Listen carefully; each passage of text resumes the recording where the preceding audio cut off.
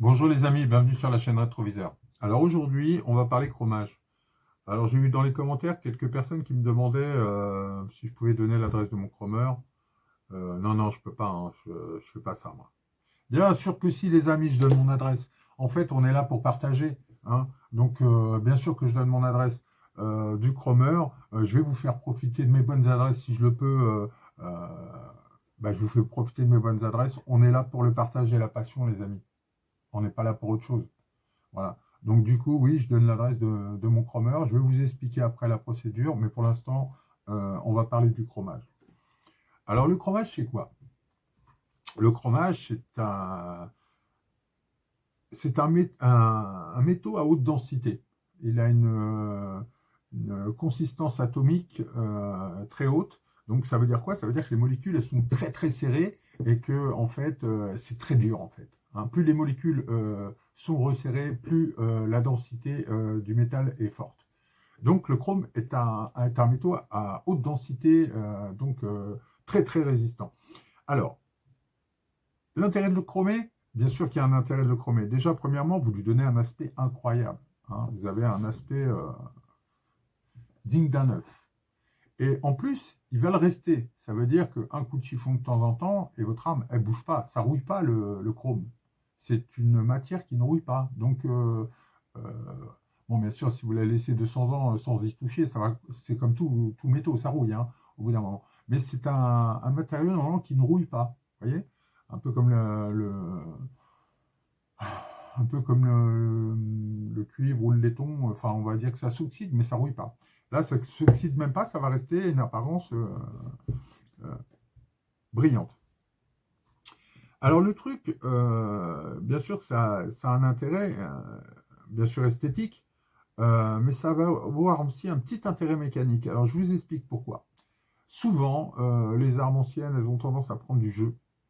Et le fait de le faire au chromé, vous allez créer une micro-épaisseur par-dessus, euh, qui va permettre de mieux ajuster votre arme. Ça va un peu réajuster votre arme. Comme celle-là, par exemple, elle est vraiment très très serrée maintenant. Je le sens, elle est vraiment de partout, hein.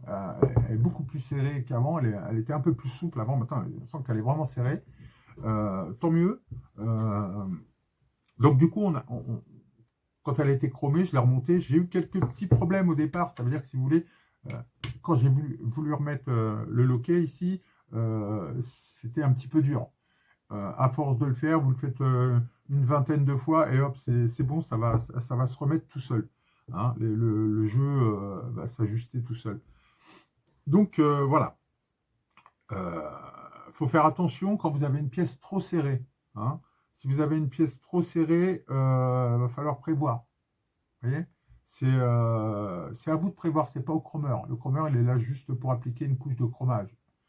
Donc, quel est le protocole qu'on va mettre en place avec mon chromeur? Alors, si vous voulez, comme je vous ai dit, on est là pour le partage, mais on n'est pas là pour avoir des cas sociaux qui nous font des ennuis. Ouais, je suis pas content, je suis pas ci, machin, truc, bidule. Nous, on n'a pas le temps. Vous voyez ce que je veux dire? On a envie d'être avec des passionnés qui partagent. Et, euh, et voilà. Moi, je l'ai fait, ça marche très bien, il n'y a aucun problème.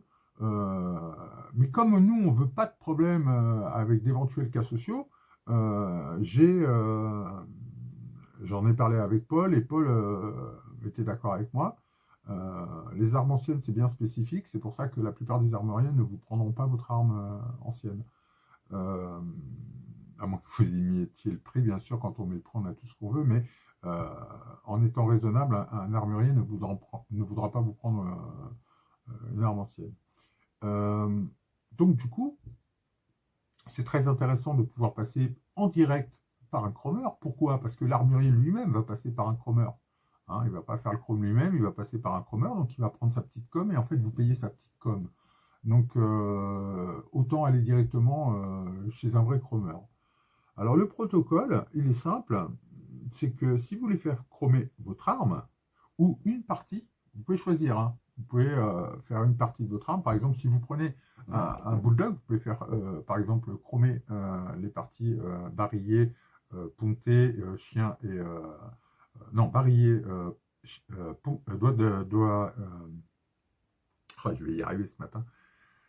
Doigt de détente, chien, vous faites avec le ponté, vous le faites chromer, et le reste, vous pouvez le faire en noir, ou vice-versa. Vous voyez? Donc, vous avez la possibilité de faire une arme en bicolore, ou c'est à vous de voir, hein, c'est votre choix. Enfin, le chromeur, lui, si vous lui apportez une pièce, par exemple, vous voulez faire que le barillet, on va faire l'exemple, hein, on va faire l'exemple simplement du barillet, hein, pour vous donner une idée. Vous voulez faire simplement le barillet, donc vous démontez votre barillet, voilà.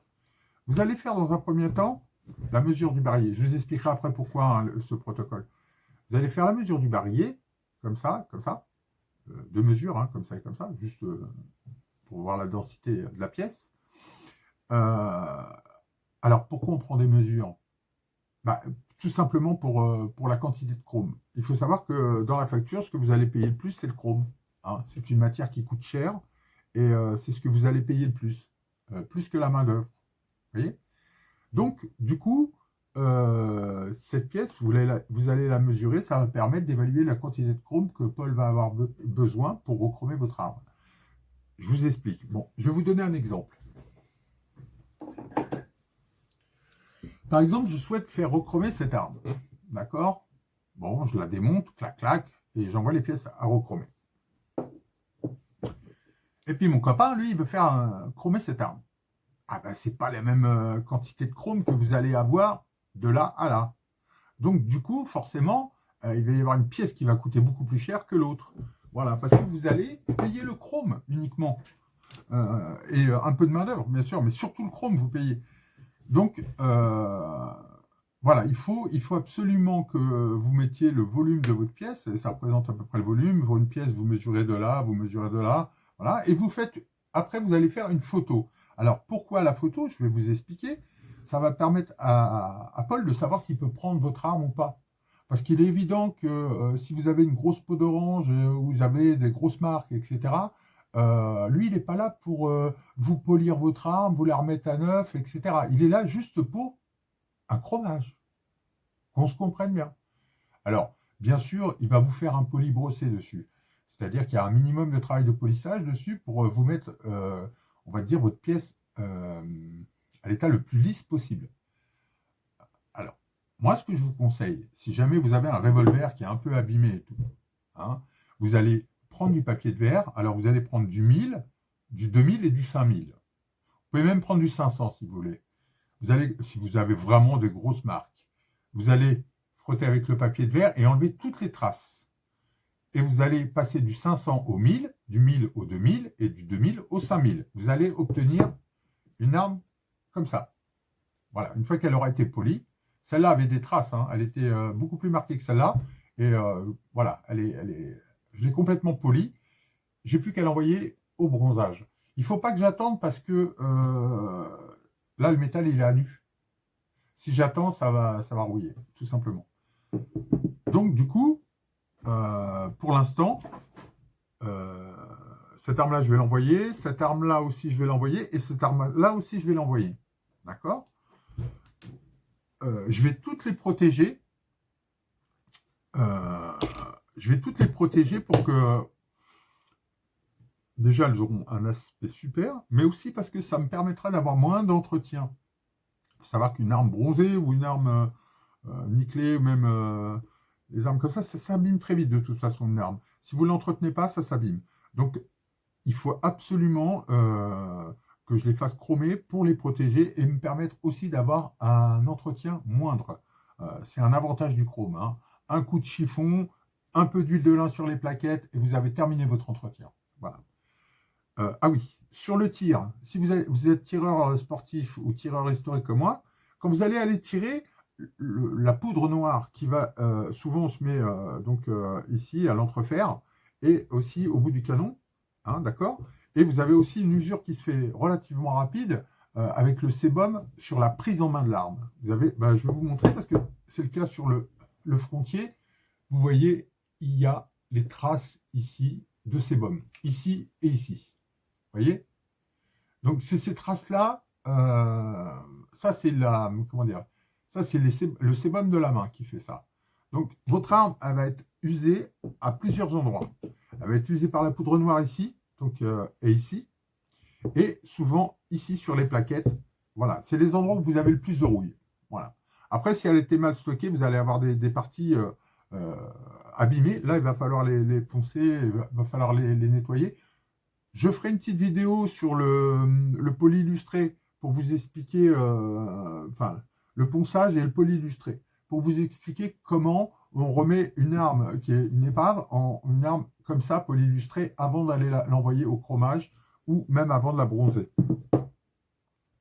Voilà. Donc, je vous montrerai comment on fait, mais c'est dans le protocole. C'est-à-dire que si vous voulez, on ne peut pas envoyer une arme qui est en trop mauvais état à un chromeur. Si, il va vous la faire. Si vous insistez, il va vous la faire, Paul. Mais il ne faudra pas vous plaindre. Il faudra accepter. Voilà. Alors, pourquoi il vous demande une photo? C'est parce que lui, il va estimer, dans un premier temps, effectivement, le chrome qu'il a besoin, donc le coût que ça va avoir, mais aussi ses possibilités. C'est-à-dire, est-ce que cette pièce, on peut la revoir ou pas? Et si oui, dans quel état? Est-ce qu'il restera quelques marques ou pas, etc. C'est lui qui va déterminer ça. Donc, prenez les meilleures photos possibles de vos revolvers quand vous allez les envoyer au chromage. Il fait aussi les fusils. Alors, je peux vous assurer que sur un fusil, ça claque. Hein. Vraiment, sur un fusil, ça claque terrible. D'ailleurs, j'ai un petit projet, je vais voir ça. Mais sur un fusil, ça claque. Hein. Donc, photographiez vos pièces, prenez les dimensions. Une fois que ça c'est fait, vous le contactez par mail. Je vous donnerai l'adresse mail. Vous le contactez par mail, vous envoyez vos photos et les mesures. Lui va vous renvoyer un devis. Une fois que vous recevez le devis, vous devrez donc le signer, bien sûr, mettre les pièces à l'intérieur de la boîte et lui renvoyer. Lui, il va faire le chromage. Une fois que c'est fait, vous attendez. Alors, je vous le dis, hein, c'est pas, vous ne l'envoyez pas le lundi, vous le recevez le dimanche. Hein, c'est le lundi prochain. Hein, c'est impossible. Hein, ça ne met pas une semaine. C'est minimum, dans les périodes vraiment très très courtes, où ils veulent vous le faire tout de suite, c'est 3 semaines. Et ça peut monter jusqu'à 2 mois, selon le travail de l'entreprise. Parce qu'ils ne font pas que ça. Ils ont plein de choses à faire. Ils ont beaucoup de boulot parce qu'ils sont très demandés. Voilà. Donc du coup, cette arme-là, on va la faire, mais celle qui va passer en premier, ça va être celle-là. Hein. C'est vraiment une des pièces que j'adore, avec ces superbes arabesques espagnoles. C'est vraiment du très beau travail. J'adore. En plus, c'est une pièce complètement atypique puisque elle a une fente pour huilage. Donc, c'est vraiment le genre d'objet que j'adore et que je veux absolument conserver dans un état nickel. Je tire avec, vous pouvez voir les vidéos, donc toutes ces armes, je les tire avec. Hein, non, pas celui-là. Celui-là, il est en restauration en ce moment. Donc, j'ai pas tiré avec encore. C'est du 450, on tirera bientôt avec. D'ailleurs, vous ne l'avez même pas vu en vidéo, celui-là. Donc, voilà. Donc, pour le chrome, c'est bon. Je suis en train de préparer avec lui toutes les procédures afin que vous n'ayez aucun problème, c'est-à-dire que vous soyez assuré de retrouver votre arme chromée dans un état nickel, etc. Avec le moins de marques possible, ce sera le travail que vous ferez en amont. Hein. Même si lui fait, comme je vous ai dit, il fait un polyillustrage hein, quand même, où il va vraiment polir très très fin pour que vous ayez cette belle, ce beau chrome qui brille très fort. Donc pour le chromage, on va faire comme ça. Je suis en procédure pour l'instant avec lui. On est en train de monter un cahier des charges afin qu'il n'y ait pas de problème tout simplement. Voilà. Et dès que ce sera possible, je mettrai en ligne la vidéo avec l'adresse, le mail, etc. Et vous verrez, il n'est pas cher, il est très sympa. C'est une personne qui est, comme je vous l'ai dit, chasseur et qui aime les armes anciennes, qui aime les armes en général. Donc, il a déjà travaillé avec des armuriers. Alors, il faut savoir que les armuriers vont de moins en moins... si vous avez remarqué, il y a une mode qui s'est faite sur les fusils dans les années 80. Oui, 80, on va dire de 75 jusqu'à 90, quoi. Fin 90, il y avait beaucoup de fusils qui étaient, enfin, qu'on faisait chromer. Les fusils, ça faisait classe, machin et tout ça. Ça s'est beaucoup perdu. Puis en plus de ça, comme il y a de moins en moins de tireurs sportifs, il y a de moins en moins on a de moins en moins accès aux armes. Évidemment, le travail a énormément diminué chez les armuriers, hein. Donc voilà. Et comme les armuriers, en général, ne prennent pas les armes anciennes, ce qui serait la plus grosse clientèle, hein, je pense, puisqu'il y a pas mal d'armes qu'on pourrait sauver juste en les chromant, quoi, hein. Donc voilà. Bon les amis, je crois que j'ai fait le tour. Je vous dis à bientôt dans pas longtemps pour une nouvelle vidéo. Et puis j'espère que vous serez content d'avoir cette adresse pour aller faire cover vos armes. Voilà. Merci à vous, à bientôt.